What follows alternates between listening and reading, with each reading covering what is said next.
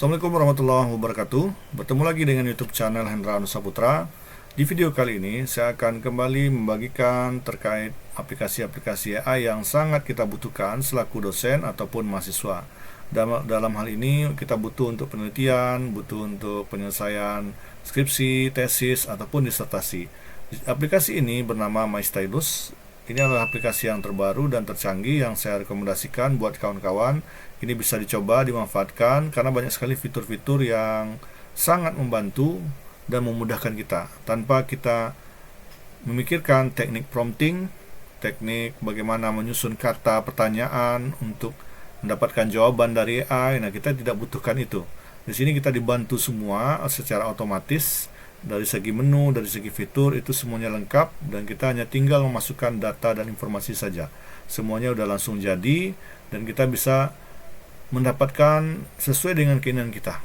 Nah, tentunya ini bisa kita atur mau berapa halaman, mau referensinya apakah ini untuk analisis, komparatif, ataupun hanya tinjauan dan lain-lainnya. Ini kita bisa lakukan settingan, kita bisa sesuaikan dengan kebutuhan kita. Selain dari itu, aplikasi ini juga menyediakan fitur untuk mendeteksi kalimat-kalimat yang memang secara AI dia terdeteksi ya. Nah, nanti kita bisa parafrase ataupun kita bisa melakukan perubahan format ya, yang darinya bahasa AI kita bisa lakukan dengan bahasa manusia yaitu humanizer seperti ini. Dia juga bisa merangkum ya, kemudian ada juga spesifik parafrasenya.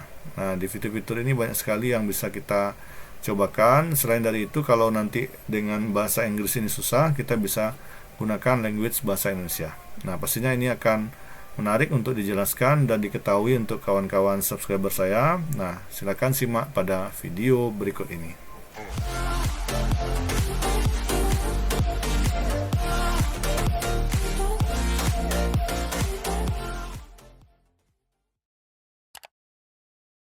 Baik, kita mulai tutorialnya. Nah, pada aplikasi ini kita butuh login ya untuk akses masuk ke dalam ini, bisa langsung direct dengan email kita. Nah, di sini kita akan dihadapkan pada fitur terlebih dahulu ya. Aplikasinya sangat simpel. Ini ada my dokumennya juga, ada settingannya. Nah, ini kalau kita mau langsung ke fast paper, mau langsung bikin esai ya, esai yang pendek ya, ataupun mengcustom paper yang fleksibel ya, dengan jumlah halaman sampai 5 halaman, bisa langsung pakai fitur ini ya. Apalagi kalau penulisan esai yang kita butuh narasi yang cepat ya, kita bisa manfaatkan di sini. Nah, tampilannya akan sama ya, bentuknya seperti ini ya. Nah, nanti kita akan masukkan deskripsinya. Kemudian jangan khawatir nanti kalau deskripsinya kita juga bingung, kita masukkan aja 2 buah kata atau 3 buah kata, nanti AI-nya yang akan membantu kita menuntaskan untuk deskripsinya. Baru nanti dilanjutkan dengan penuntasan esainya. Nah, itu nanti ya, nanti kita akan jabarkan lebih lanjut ya. Kemudian dan lainnya juga ada di sini yang langkah per langkah. Nah, kalau yang di atas ini bisa langsung jadi ya. Kalau kita mau langkah per langkah ya, kita bisa manfaatkan ini untuk riset paper ataupun review artikel. Nah, ada juga studi kasus, dan yang lebih powerful sekali adalah kita bisa menyelesaikan tesis. Bagi kawan-kawan yang belum ada ide ataupun masih stuck ya di dalam penyelesaian tesisnya, bisa menggunakan aplikasi ini. Ini bisa dijamin ya dengan referensi, dengan penyusunan kata, dengan state of the art yang jelas ya, tersusun rapi ya, analisisnya juga bagus. Nah, kita bisa tuntas. Nanti kita bisa uji dengan aplikasi AI lainnya untuk mendeteksi dari AI detektor ya. Nanti kita bisa lakukan itu. Nah, di sini kita bisa disediakan sampai 50 halaman. Wow, luar biasa ya, 50 halaman dia bisa buatkan pada kita. Kemudian juga di bawahnya juga ada writing tools kita, ada yang saya sampaikan di awal tadi, itu ada AI detektor, penulisan ulang, merangkum, dan juga ada untuk paper gradernya. Nah, dan seterusnya. Kemudian kalau kita kesulitan dengan bahasa Inggris yang tampil seperti ini, kita bisa setting di bahasa di bagian bawah kiri ini. Kita bisa gunakan bahasa Indonesia. Nah, nanti dia akan berubah seperti ini ya. Nah, kita akan contohkan seperti yang saya sampaikan di awal perkenalan video yang saya jelaskan ini, bahwa kita bisa menyelesaikan tesis secara cepat. Dalam beberapa menit, tesis kita sudah nampak kerangkanya dan bisa kita tindak lanjuti dalam eksperimen penelitian yang lebih detailnya. Kita akan butuh inspirasi nih kalau kita lagi stuck, tidak ada input yang jelas. Nah, kita gunakan AI ini saja. Nah, daripada kita gunakan ChatGPT yang kita pikirkan banyak sekali promptingnya, nah mending kita gunakan aplikasi ini. Nah, kita cobakan ya. Misalnya saya coba tesis ya. Kita pilih template. Nah, di sini di bagian menu ini kita akan diminta apa sih penjelasan makalah kita, ataupun kalau ada rubriknya kita bisa masukkan di sini kerangkanya. Kemudian kalau kita tidak terinspirasi panjang dengan ini, di bawah sini ada alat bantunya, tingkatkan dengan AI. Jadi kalau ada kata kunci bagi kita akan tingkatkan. Misalnya saya ingin buat tesis terkait mengenai kaitan ya analisa pembelajaran mahasiswa dengan mahasiswa kesehatan ya. Ini sesuai bidang saja ya, kita cobakan ya. Misalnya mahasiswa kesehatan dengan peningkatan belajar database. Nah, jadi kan ada mata kuliah basis data, apa pentingnya dengan mahasiswa kesehatan, karena home base saya ini di kampus institusi kesehatan ya, ada prodi-prodi kesehatan. Nah, kalau dia belajar database kan lebih kepada IT-nya. Nah, gimana nih cara penelitiannya, gimana kaitannya, gimana referensinya, kita bisa jabarkan. Nah, kalau ini rasanya nggak cocok, nanti kita bisa minta AI untuk memberikan yang terbaik dari kalimat ini ya. Kita klik di sini. Nah, dia udah berikan kerangka struktur ya, seperti ini. Peningkatan kemampuan mahasiswa kesehatan melalui pembelajaran database. Nah, di sini dia bantu tema kita ya, yang lebih lengkap. Nah, kemudian ada sedikit pengantar ya. Kemudian ini bertujuan ya, kalau nanti kita, karena ini adalah tahap awal ya. Kalau tahap awal ini belum jelas atau nggak terstruktur, nanti sampai ke bagian kesimpulan juga akan kemana-mana pembahasannya. Jadi kita sesuaikan dulu di bagian sini, baru kita lanjutkan ke langkah berikutnya. Ya, tadi kan di awal tadi ada step by step ya. Nah, langkah per langkah. Jadi kalau rasanya ini kita anggap sudah cocok ya, nah kita bisa lanjutkan. Oh ya, sebelumnya kalau kita ingin memperkuat tema kita dengan data referensi yang kita dapatkan, nah kita bisa klik sumbernya dulu. Kita mau sumbernya, kita kaitkan di situ. Nah, kita cari sumbernya mungkin tentang learning ya. Kita coba lihat learning database. Kita cari. Nah, dia akan connect pencarian referensi dulu ke Google Scholar dan dianalisis yang relevan dengan kata kunci kita. Nanti dia akan susun daftarnya. Nah, seperti ini. Nah, ini membutuh waktu beberapa detik ya. Bisa jadi sampai 2 atau 3 menit. Nah, karena dia butuh searching dan butuh menganalisis. Nah, dia dapat nih 17 sumber ya, artikel. Nah, kita lihat dulu bagian ini, lihat kesimpulannya. Kalau ada yang berkaitan, nah kita bisa centang ya. Kita bisa centang seperti ini. Ada 8 artikel yang sesuai. Nah, nanti kita save. Nah, kalau sudah kita simpan, nah kita kembali ke template dan lihat di bagian bawah ini akan ditambahkan sumber ini ke dalam narasi yang kita inginkan. Jadi ada tema kita tadi, dia akan lakukan literatur review atau state of the art-nya untuk menyesuaikan dengan tema kita. Nah, ini bisa kita lanjutkan dengan langkah berikutnya. Nah, kemudian nanti ada pemilihan tingkat akademisnya. Kalau kita hanya bagian levelnya pemula ataupun sini ada pilihan ya, SMA, S1, S2, S3. Nah, dan juga ada pendidikan profesional, kita bisa pilih ini. Nah, karena tingkatan kita tadi tesis, ya udah kita pakai yang S3. Nah, kemudian citasi kita formatnya, saya biasanya gunakan format apa dan dalam bahasa apa mau disajikan, kita pilih bahasa Indonesia. Kemudian di bagian sini juga ada pemilihan halaman. Nah, kita maunya berapa halaman? Nah, di sini bisa sampai 50 halaman. Nah, luar biasa ya, 50 halaman dia yang menyelesaikan semuanya. Nah, untuk lebih menyimpelkan, saya coba dulu sampai ya 5 halaman aja dulu ya, untuk menghemat durasi. Nanti kawan-kawan bisa cepatkan ini sampai 50 halaman juga bisa ya. Di 5 halaman ini bisa sampai 1250 kata ya. Mungkin sampai 10 halaman saja dulu. Nah, kita lihat langkah berikutnya. Nah, dia akan dia akan buatkan dulu kerangka kita.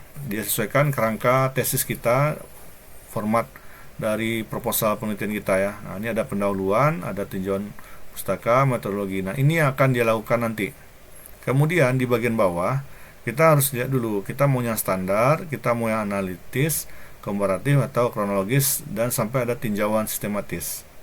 Ya, mungkin kalau saya lebih ke, karena ini review, saya pakai aja tinjauan sistematis saja. Nah, nanti dibuatkan ulang.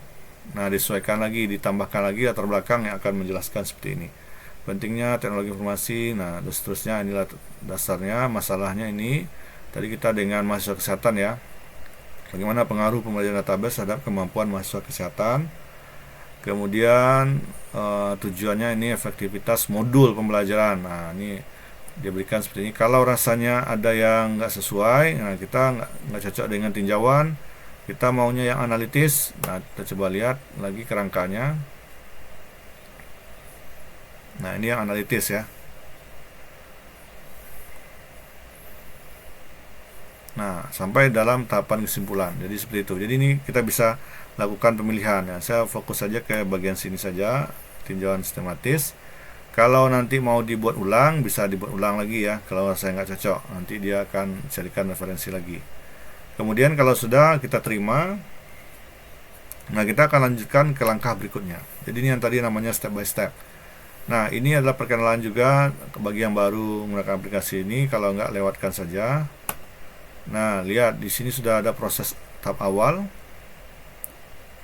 Di bagian sini ada tingkat kemajuannya. Jadi ini akan diselesaikannya oleh AI ini.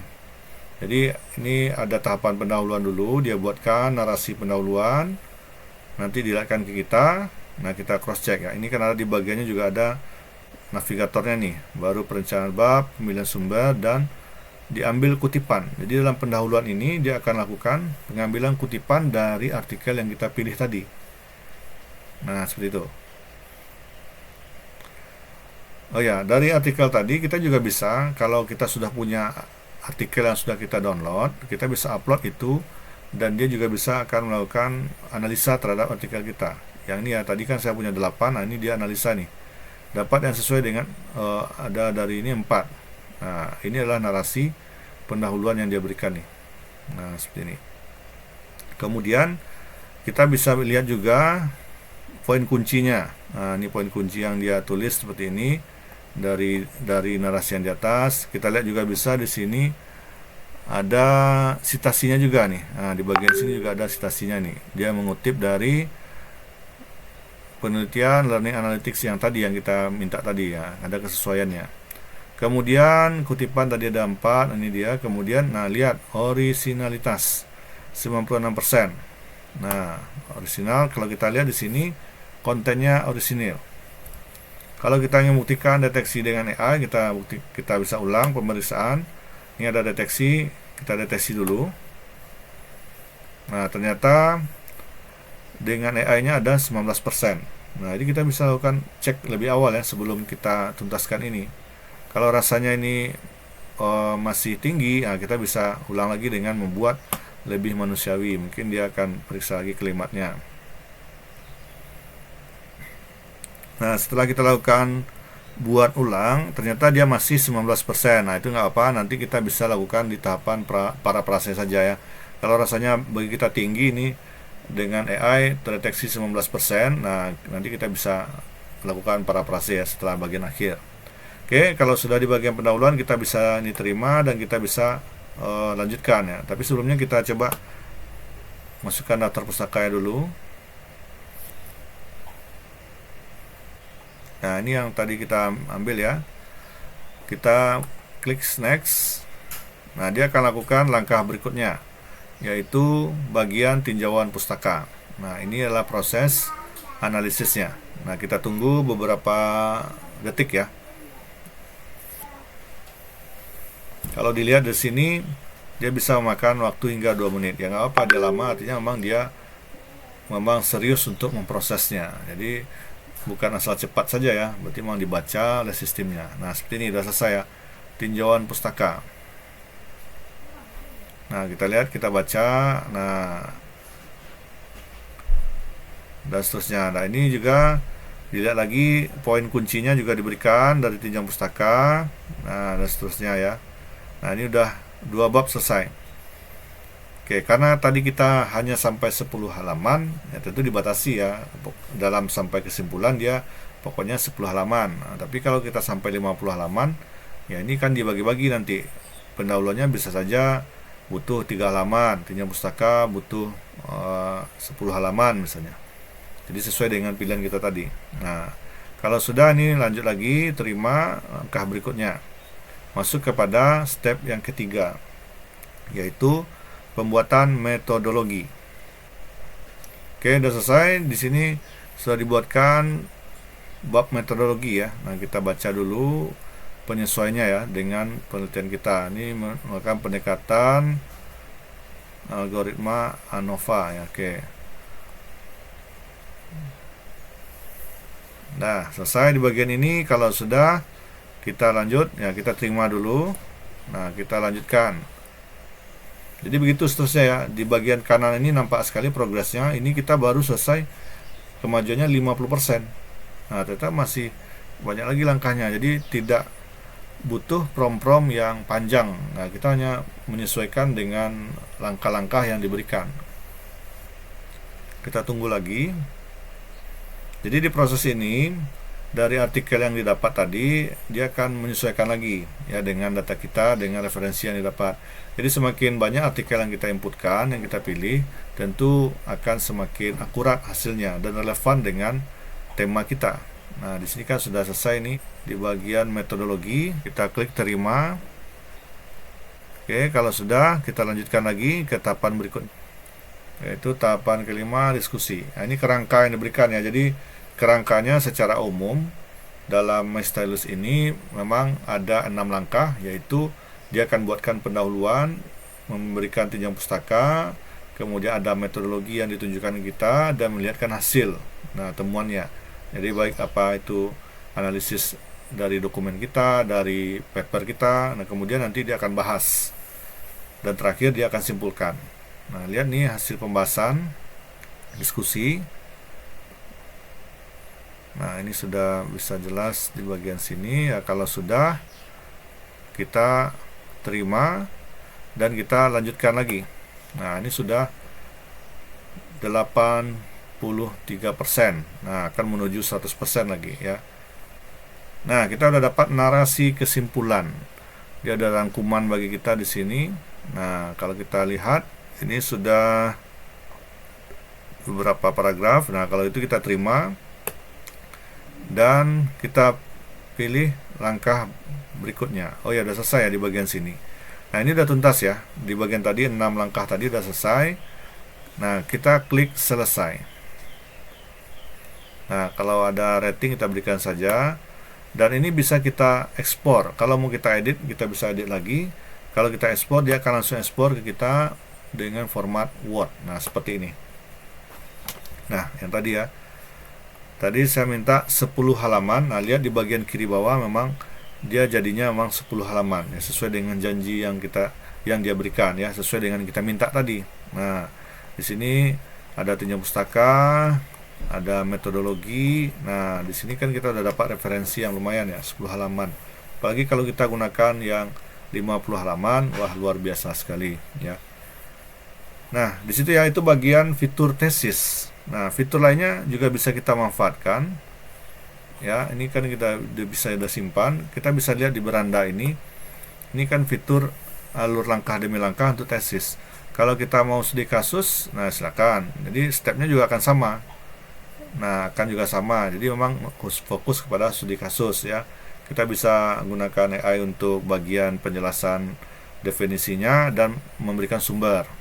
Kemudian juga kita bisa mereview artikel sampai 50 halaman jadinya ya, kita hasil reviewnya.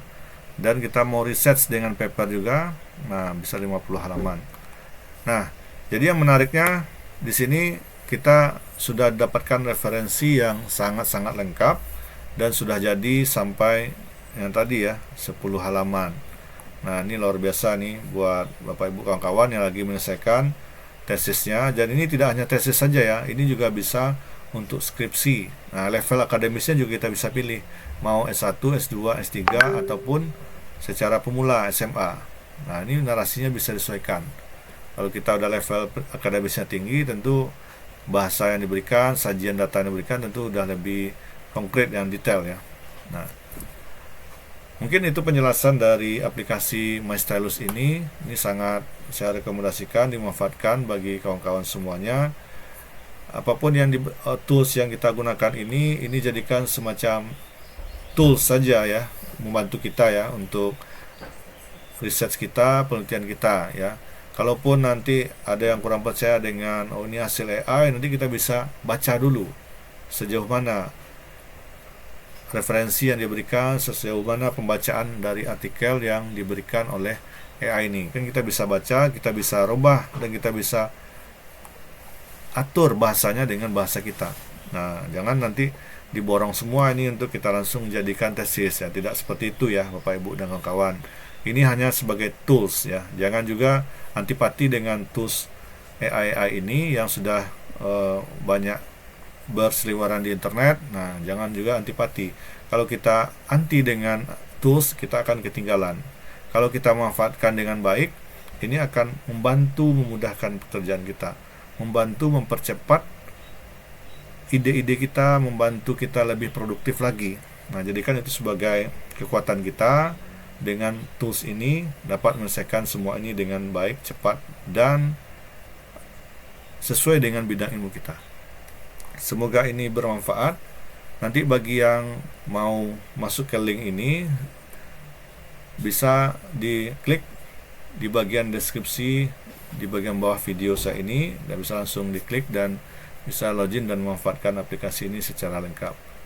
Ya, terima kasih. Semoga ini bermanfaat. Jangan lupa klik like, komen, dan di subscribe ya. Assalamualaikum warahmatullahi wabarakatuh.